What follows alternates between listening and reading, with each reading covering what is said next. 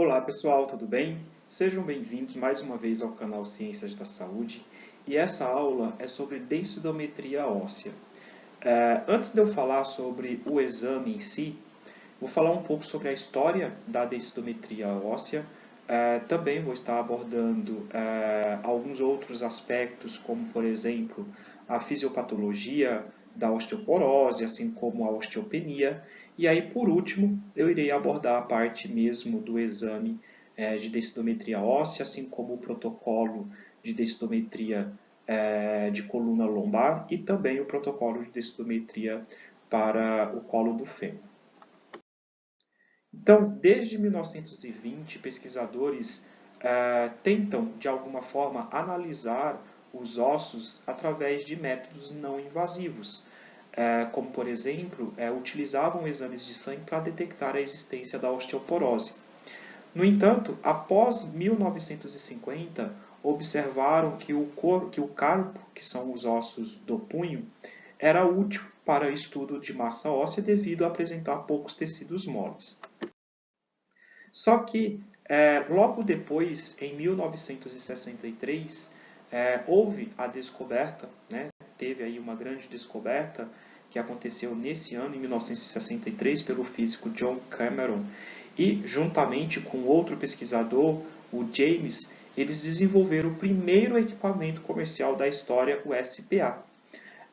E esse aparelho ele chegou ao Brasil em 1989, contribuindo para a avaliação, né, da densidade mineral óssea, que é uma informação de grande importância clínica para o médico, para ele determinar, né, se esse paciente ele se encontra com uma osteopenia ou com uma osteoporose, né, que são doenças onde o indivíduo ele apresenta uma diminuição da densidade mineral óssea e assim ficando mais suscetível a sofrer fraturas. Então, a densitometria óssea é um exame de radiologia que mede, tanto com rapidez como com precisão também, a densidade dos ossos. Trata-se de um procedimento que é rápido, indolor e que envolve doses de radiação muito pequenas. Esse método tem por finalidade medir a quantidade de cálcio, né? O cálcio é um mineral de extrema importância para a dureza, para o fortalecimento dos nossos ossos, que onde se encontra em 90% todo o cálcio que nós temos no nosso organismo, em torno de 90% encontra-se nos nossos ossos, né, que são estruturas anatômicas. Sendo assim, um recente e preciso recurso no diagnóstico da osteoporose. Então, aquele indivíduo que apresenta níveis, né, baixos, né, reduzidos de cálcio, principalmente daquele cálcio que se encontra no osso, ele pode, né, ele vai estar apresentando uma densidade mineral óssea reduzida, baixa, isso tornando ele mais suscetível a sofrer fraturas. Dependendo, né, dessa deficiência, dependendo dessa diminuição na densidade mineral óssea, o indivíduo ele vai ser caracterizado com uma osteopenia ou, no caso, com uma osteoporose, que é o que a gente vai ver mais adiante. Então, durante a realização desse exame, o paciente ele precisa permanecer sempre deitado em decúbito dorsal, respirando normalmente, sem nenhuma alteração da frequência respiratória, por cerca de 15 minutos, que é o tempo normalmente aí em que o indivíduo ele vai estar realizando esse exame.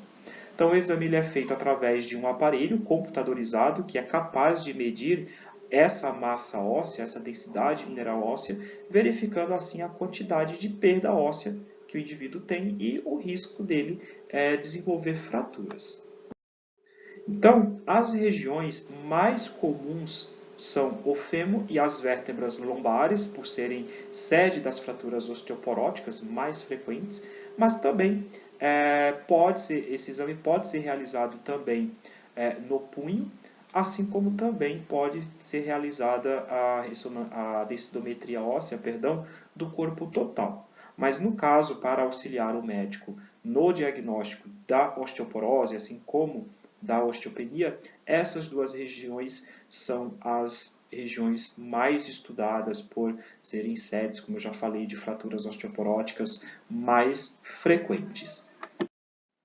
Então, o operador, né, que é o profissional que realiza esse exame, ele sempre deve informar ao paciente que a dose de radiação que ele vai receber durante a realização desse exame é muito pequena se comparado a outros exames radiológicos, como, por exemplo, o próprio raio-x convencional, assim como a tomografia computadorizada. De acordo com a Fundação Nacional de Osteoporose, estima-se que 44 milhões de pessoas são afetadas por essa doença, sendo que aproximadamente 10 milhões têm a doença e 34 milhões estão em risco de desenvolvê-la, ou seja, já apresentam aí uma osteopenia.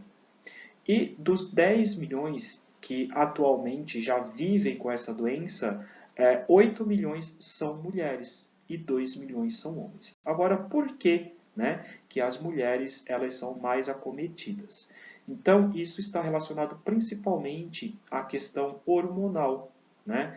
A mulher, quando ela entra na menopausa, ela fica mais suscetível a desenvolver a osteoporose, né, que é a osteoporose do tipo 1, que trata-se de um tipo de osteoporose que eu vou estar abordando outros tipos mais adiante. Então, embora seja considerada uma doença da idade avançada por conta de certas condições metabólicas, ela pode atingir pessoas de qualquer idade, né? Isso eu vou estar detalhando mais adiante, quando eu for falar, como por exemplo, dos diferentes tipos de osteoporose. Então, até o momento, a melhor forma de prevenção, né, das complicações resultantes da osteoporose é o diagnóstico precoce dessa perda da massa óssea. Então, a densitometria óssea é um método de diagnóstico que é muito importante, que contribui para esse diagnóstico precoce. Então, vários estudos têm mostrado que quanto mais cedo essa perda for identificada e tratada, né, melhores serão os resultados a longo prazo em termos de parada, né, do processo ou de ganho substancial dessa massa óssea. Então é importante também falar que nem todas as mulheres na pós-menopausa apresentam diminuição acentuada da massa óssea.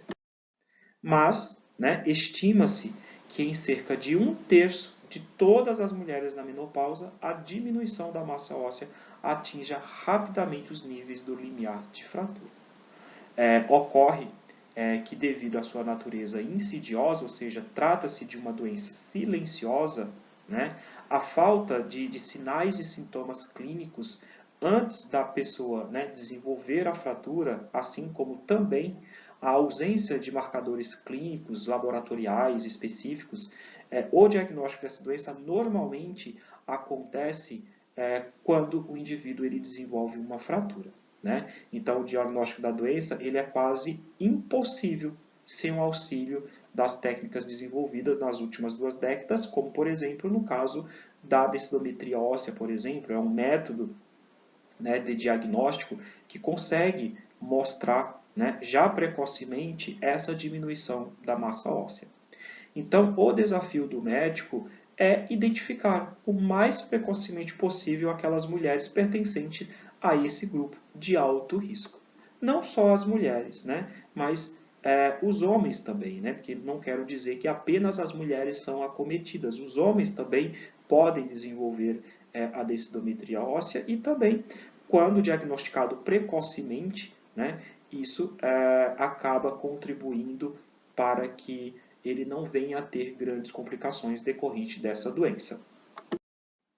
Então, eu vou falar agora um pouco sobre a estrutura óssea, né? Já que eu estou falando da osteoporose, osteopenia, falando sobre esse método de diagnóstico da densitometria óssea, então é importante ter um conhecimento, né, sobre a estrutura óssea, né? Então, os ossos do esqueleto são constituídos por uma camada externa densa, que é denominada, né, de cortical, também conhecido como osso compacto, né, que esse osso compacto é formado por várias lâminas de tecido ósseo, que envolve uma estrutura interna, que essa estrutura interna é conhecida como osso esponjoso, né, ou região trabeculada, né?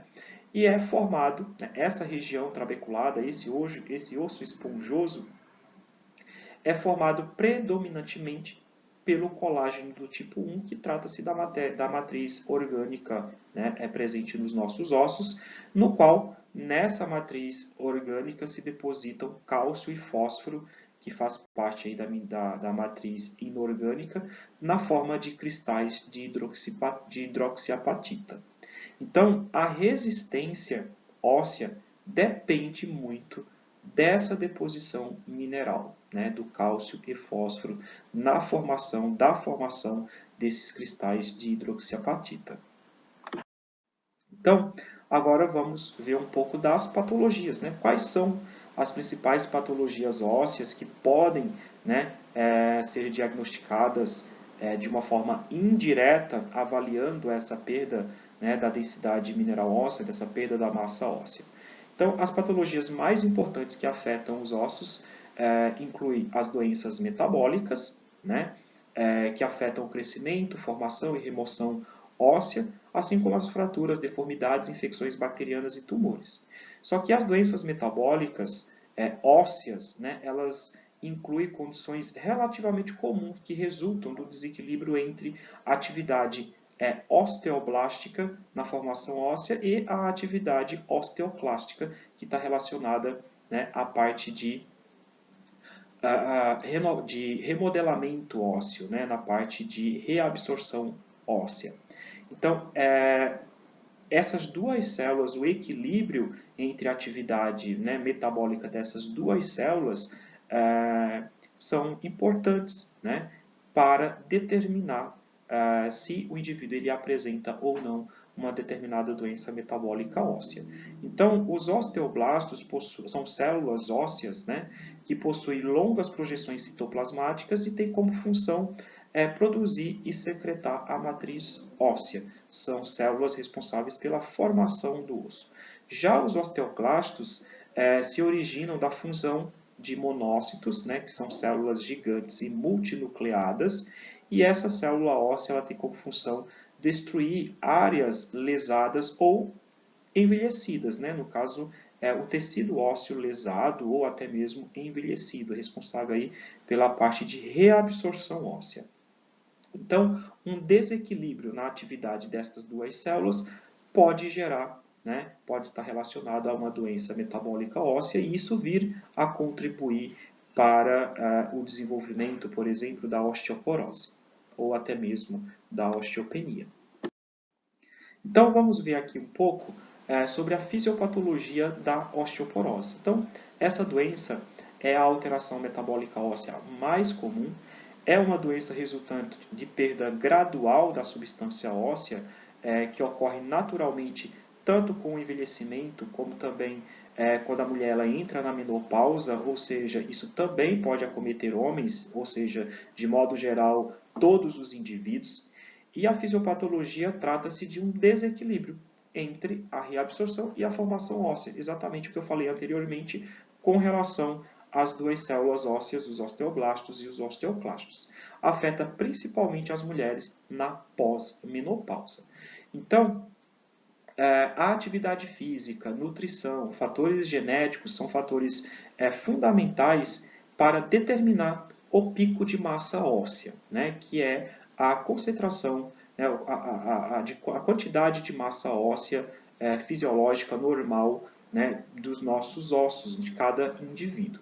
Então, fatores como, por exemplo, envelhecimento e menopausa contribuem para uma diminuição da massa óssea e, consequentemente, o enfraquecimento dos ossos e caracterizando, no caso, aí, a osteoporose, que é uma doença, né, uma alteração metabólica óssea muito comum que acomete, né, as pessoas principalmente de mais idade. Então, de que forma que o envelhecimento contribui para essa diminuição da massa óssea, assim como a menopausa? No caso do envelhecimento, ocorre uma diminuição da atividade replicativa das células, né, das células ósseas, como principalmente das células osteoblásticas, né, que são as células responsáveis pela formação do osso, diminuição da atividade sintética dos osteoblastos também, diminuição da atividade biológica dos fatores de crescimento ligados, né, à matriz óssea e também por conta da própria diminuição da atividade física do indivíduo decorrente do envelhecimento. Então, a prática de atividade física, né, por pessoas que estão com mais idade é um fator protetor, é algo que favorece, né, previne, né, ou até mesmo ajuda esse indivíduo não ter essa perda de massa óssea tão acelerada. Então, por conta da idade, o indivíduo, consequentemente, vai se tornando menos ativo e isso vem, né, piorando mais o quadro clínico do indivíduo. Já no caso da menopausa, ocorre diminuição da massa óssea, né? Isso também está relacionado aí à questão hormonal, principalmente decorrente, né, da diminuição dos níveis de hormônio. Então, essa mulher ela vai apresentar níveis elevados também de citocinas inflamatórias, como por exemplo interleucina 1, interleucina 6 e TNF, apresenta uma expressão elevada de RANK e RANKL, que são genes que também participam que participam, né, relacionado ao aumento da atividade metabólica dos osteoclastos, né? Então, essa expressão elevada de RANK e RANKL contribui para a perda, né, da massa óssea por diversos mecanismos, né? Assim como também ocorre o aumento da atividade dos osteoclastos, que são as células responsáveis pela reabsorção óssea. Então, aqui são os diferentes tipos de osteoporose. Existe a osteoporose pós-menopáusica ou osteoporose do tipo 1. Essa osteoporose ela surge entre 50 e 65 anos de idade e é muito mais frequente no sexo feminino e afeta particularmente o osso trabecular, que é conhecido também como osso esponjoso, né, que vai originar fraturas tanto nas vértebras como no quadril e no antebraço. E essa osteoporose ela surge devido à deficiência dos hormônios femininos, né, que ocorrem na menopausa, que é no comum da menopausa, e leva a um aumento da reabsorção óssea por conta do aumento da atividade dos osteoclastos, como eu citei anteriormente. E tem a osteoporose senil ou tipo 2, que aparece depois dos 65 anos de idade, e é geralmente mais frequente no sexo feminino, atinge, né, tanto o osso esponjoso quanto o osso compacto e origina fraturas nas vértebras, assim como no colo do fêmur. E aparece por deficiência de cálcio, vitamina D, que a vitamina D ela é importante para controlar, né, a absorção de cálcio intestinal e alterações na absorção intestinal, diminuindo e diminuição da formação óssea, entre outros mecanismos. E a osteoporose secundária tem múltiplas causas, né? Como processos inflamatórios, artrite reumatoide, a imobilização, né, por um longo período, alterações da nutrição, doenças endócrinas, doenças respiratórias crônicas, as doenças reumáticas, doenças infiltrativas, doenças hereditárias, doenças iatrogênicas, o uso de medicamentos como, por exemplo, heparina, vitamina A, o uso de corticoides, né, que é um outro tipo de medicamento muito utilizado, principalmente em pessoas com doenças inflamatórias crônicas, né, e até mesmo o alcoolismo. Então, são substâncias que, independentemente da idade, né, contribuem para a fisiopatologia da osteoporose secundária. E quais são os fatores de risco, né? A idade é um fator de risco muito importante. Quanto maior a idade, maior o risco de apresentar osteoporose em ambos os sexos. Só que o sexo feminino, né, por conta de fatores hormonais, a mulher tem um risco 4 vezes maior de desenvolver quando comparado ao homem. O peso, ter peso baixo também é um outro fator.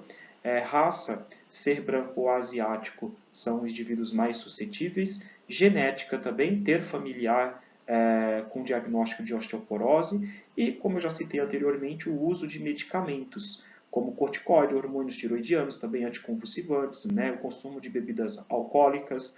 Então, contribui para a osteoporose secundária, por exemplo, né?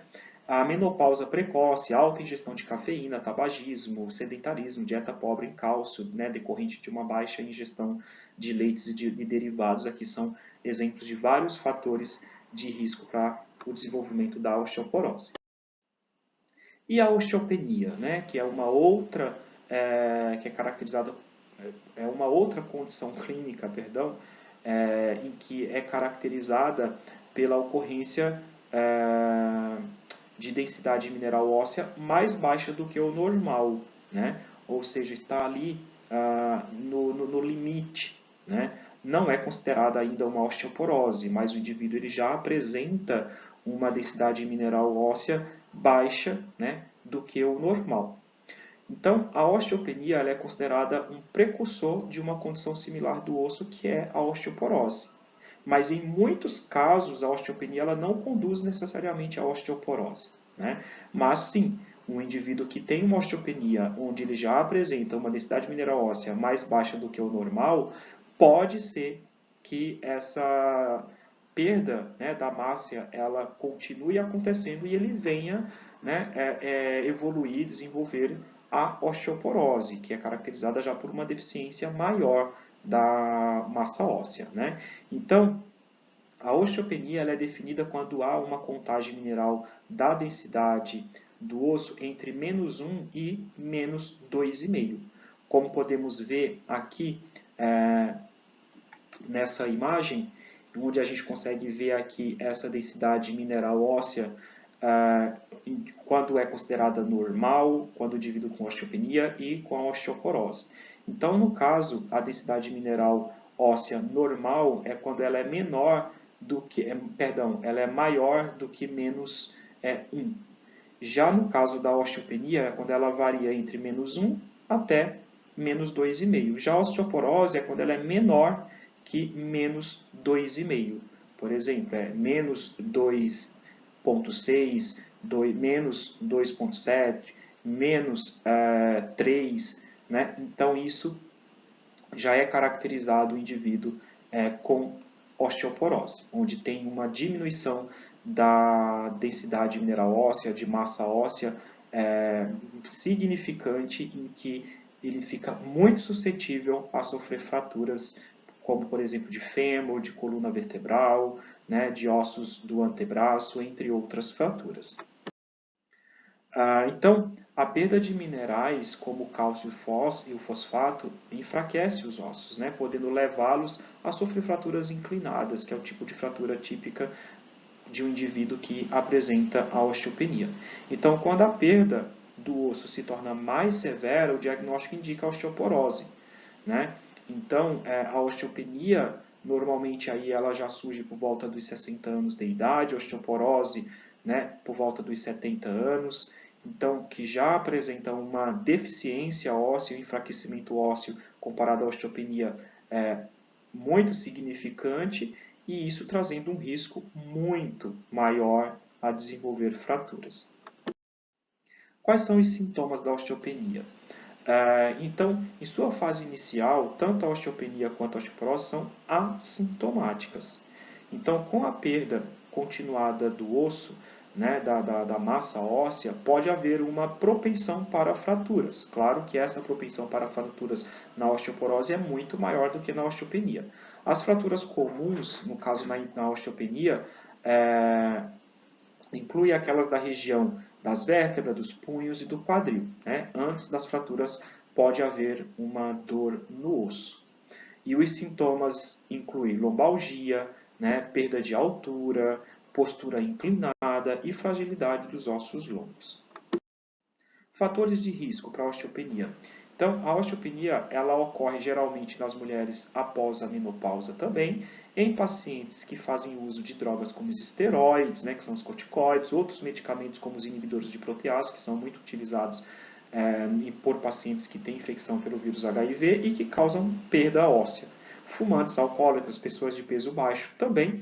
E nas mulheres, a perda óssea após a menopausa ocorre devido à diminuição da produção dos hormônios femininos, estrógeno principalmente, que mantém a estrutura normal do osso. Os bebês prematuros igualmente têm mais chances de contrair osteopenia também. Quais são os principais segmentos estudados, né, no caso, para auxiliar o médico no diagnóstico de osteoporose ou de osteopenia? É através da densidade, né, óssea da coluna lombar e também a densidade óssea do fêmur direito. Né? Então, a densidade mineral óssea ela é expressa em gramas por centímetro quadrado. Então, representa a massa de cálcio, né, que expressa em gramas, em uma área de 1 centímetro quadrado de tecido ósseo. E seus resultados são comparados com a densidade mineral óssea da média populacional. Aqui podemos ver um equipamento de densitometria óssea. Então, esse equipamento ele apresenta um sistema de detecção, que esse sistema de detecção está presente aqui nessa estrutura, que é o braço do equipamento, que é onde capta, né, detecta a radiação que é emitida dessa região aqui, né, que está abaixo da mesa de exame, que é onde tem a fonte de radiação, onde se encontra o tubo de radiação, que emite radiação, que passa através do paciente, daquela área a ser avaliada, e aqui no braço, na parte superior, é onde se encontra esse sistema de detecção. Tem aqui a mesa de exame, que é onde o paciente ele vai estar deitado, né, durante todo o tempo de realização do exame. Aqui na lateral da mesa tem esse controle da mesa, que é onde possibilita a movimentação dessa mesa, né, para cima, para a direita, para a esquerda, né, para localizar, para centralizar aquela região a ser estudada, né, diretamente onde está o detector. E também esse equipamento ele está se comunicando diretamente com o computador, né, com um comando, um computador, um sistema computadorizado, onde tem o comando, onde o profissional ele vai estar colocando o protocolo, colocando os dados do paciente para estar realizando esse exame. Então, com relação ao protocolo de coluna lombar, né, o que é necessário, né, saber para a realização desse exame de densitometria óssea? Nenhum preparo especial é necessário para a realização do exame. Em alguns serviços, pede-se somente que seja suspensa a ingestão de cápsula de cálcio no dia do exame. Todo paciente ele deve ser submetido a uma entrevista composta por algumas perguntas de suma importância para a realização do exame do laudo, como idade, peso, altura, né, que são informações gerais. É importante também solicitar que o paciente ele retire todo e qualquer tipo de metal que ele possa ter nos bolsos, assim se ele estiver usando uma roupa que tenha algum tipo de metal, como zíper, então é dado a esse paciente uma vestimenta apropriada para a realização do exame, desde que não esteja sobrepondo aquela região onde precisa fazer essa avaliação, né, da densidade mineral óssea. O exame ele é realizado em aproximadamente 15 minutos, o paciente deve ficar deitado durante todo o tempo, né, sobre a maca com as pernas retas ou flexionadas, né, de acordo aí com o exame a ser realizado, de acordo com as condições físicas do paciente, de uma forma que fique mais confortável para ele.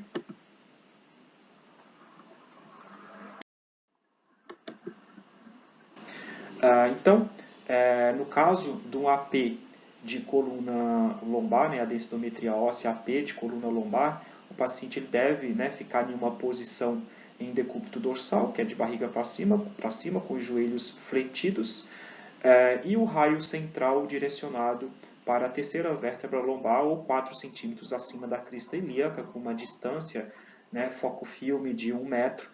E a imagem, né, ela tem que estar centralizada pegando de L1 até L4, como podemos visualizar aqui nessa imagem. Né? Então, essa delimitação tem que ser de L1 até L4.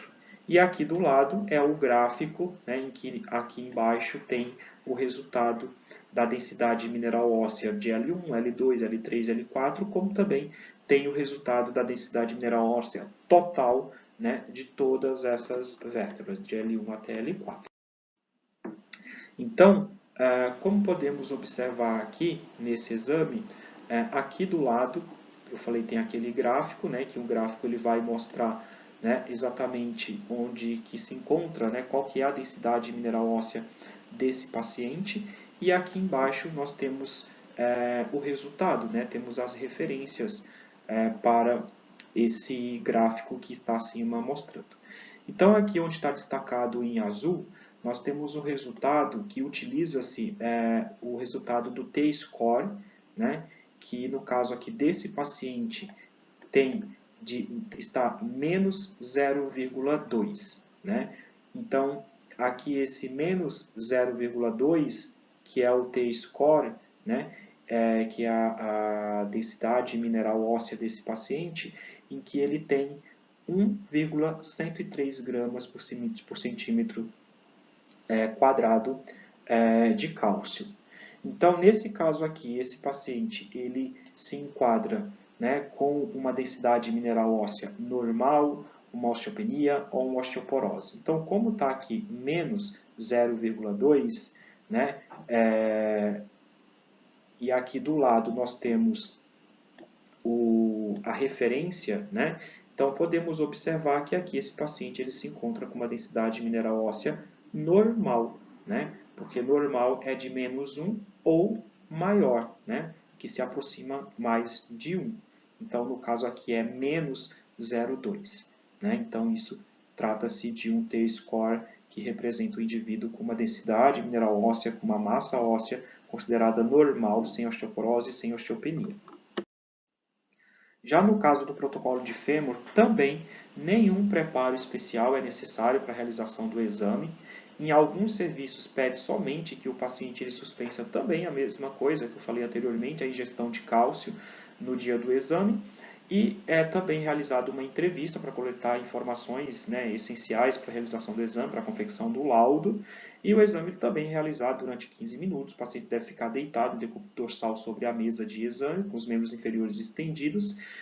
E no caso aqui, para a realização, né, desse protocolo de fêmur, as pernas, né, do paciente devem estar com uma rotação interna de 30 graus para se obter um AP verdadeiro, né, do colo do fêmur. Então, o padrão é escolher o fêmur direito. E o colo do fêmur, ou pescoço do fêmur, como também é chamado, é a região em que se utiliza para determinar essa densidade mineral óssea que vai auxiliar o médico no diagnóstico da osteoporose. Então, aqui são algumas imagens para visualizar esse suporte, né, um suporte que é usado onde o pé do paciente fica preso e dessa forma como fica preso nesse suporte, já se cria uma rotação interna necessária para se obter esse AP verdadeiro, como podemos observar aqui nessa imagem. Então, aqui na imagem, observamos a área em que está focado, né, que se encontra exatamente o pescoço do fêmur ou o colo do fêmur, onde é avaliada a densidade mineral óssea, que vai auxiliar o médico no diagnóstico da osteoporose. Existem outras regiões aqui no fêmur que também podem ser avaliadas, mas no caso para o diagnóstico da osteoporose, essa região é a mais utilizada, né? O colo do fêmur ou o pescoço do fêmur, como também se conhece.